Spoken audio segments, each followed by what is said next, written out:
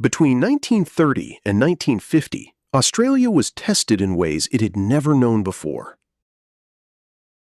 The Great Depression brought unemployment and hardship to families across the continent, fracturing the confidence of a young nation still finding its place in the world.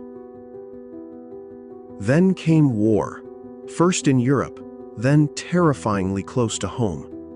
Australia entered the Second World War alongside Britain in 1939, and Australians fought in North Africa, the Mediterranean, and across the Pacific. But it was the fall of Singapore in February 1942 that changed everything. The fortress, considered impregnable, fell to Japanese forces, and suddenly the threat was not distant, it was immediate. Japanese aircraft bombed Darwin, submarines entered Sydney Harbor. Australia turned to the United States, forging a new strategic relationship that would define its foreign policy for generations.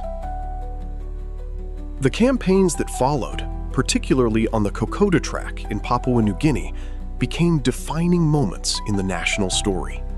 Young Australians, fighting through rain and mud and disease in conditions of almost unbearable difficulty, held back a Japanese advance through sheer endurance.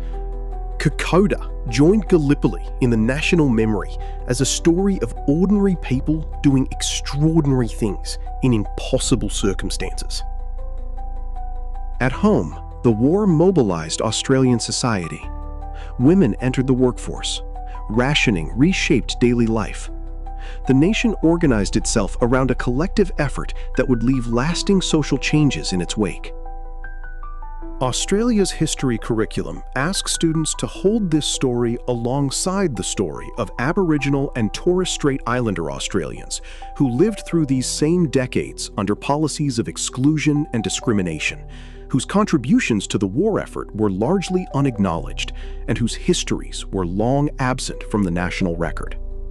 To understand Australia's 1930 to 1950 means understanding that the national story is always more than one story. The years of depression and war left Australia changed, more conscious of its place in the Pacific, more aware of its own resilience, and gradually beginning to ask harder questions about who had been included in the promise of national life and who had not.